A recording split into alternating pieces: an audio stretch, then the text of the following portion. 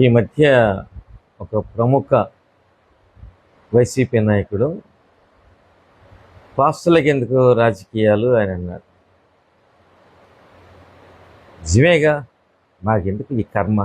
నిజంగా ఇది కర్మే అండి. ప్రతిరోజు కూడా మీ వాళ్ళ చేత మేము బూతులు తిట్టించుకోవడం, మా ఫేస్బుక్లోకి వచ్చేసి రోజు మమ్మల్ని నానా బూతులు తిట్టడం, దొంగ అనడం, ఎందుకు ఇది? మా కర్మే ఇది.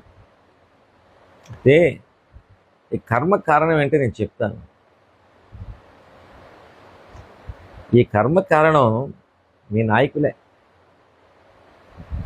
వారు సరిగ్గా పరిపాలించుంటే మాకు ఈ కర్మ ఉండేది కాదు.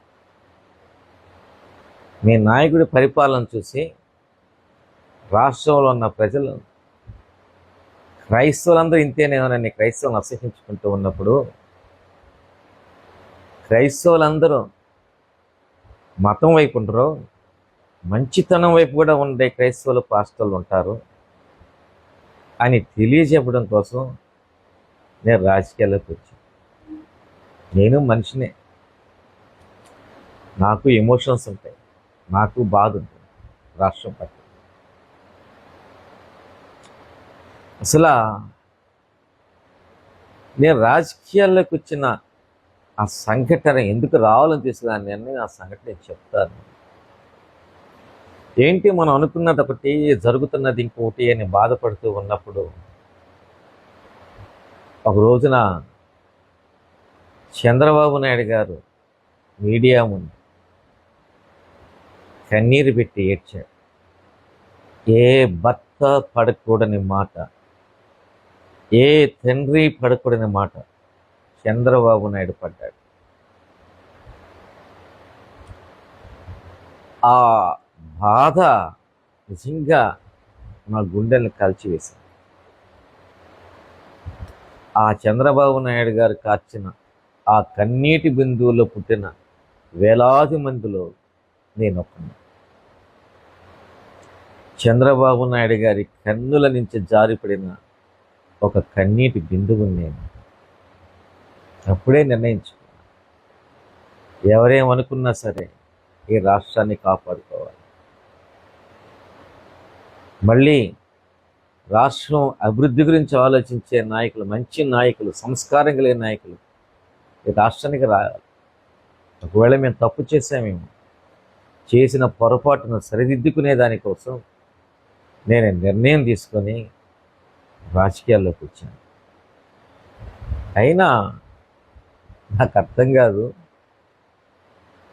రాష్ట్రంలో ఉన్న పెద్ద పెద్ద క్రైస్తవ నాయకులు, sophisticated, well cultured, rich Christian machineries అందరూ మీ పార్టీ సేవలో ఉంటే వాళ్ళు చేసేది రాజకీయం కదా? మేము చేసేదే రాజకీయంగా మీకు కనబడుతుందా?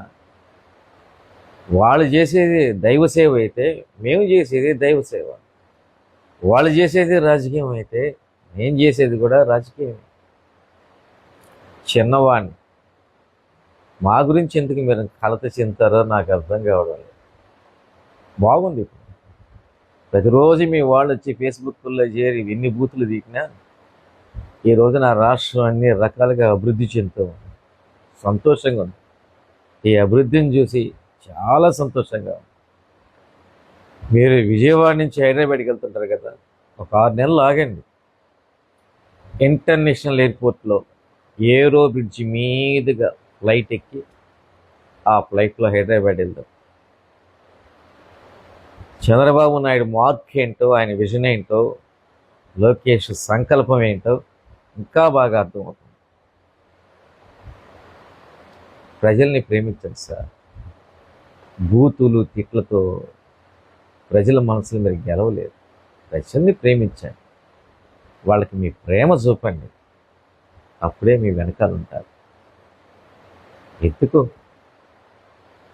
మా గురించి మీరు ఆలోచించినందుకు? ఏదో చిన్నవాళ్ళు, మీ వాళ్ళలాగానే మీ క్రిస్టియన్స్లో పాస్టర్లు ఉన్నారు కదా, పెద్ద పెద్ద వాళ్ళందరూ మీ పార్టీకి సేవ చేస్తున్నారు కదా, వాళ్ళలాగానే ఏదో నేను కూడా ఈ పార్టీ రాష్ట్రానికి మంచి చేస్తుందని నమ్మి ఈ పార్టీ కోసం ఏదో పనిచేస్తున్నా.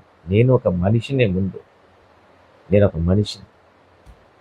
కాబట్టి ఈ బూతులు, ఈ తిట్లు ఇవన్నీ మానేసి ప్రజల్ని ప్రేమిస్తే ప్రజలు వాళ్ళ పక్కన ఉంటారు.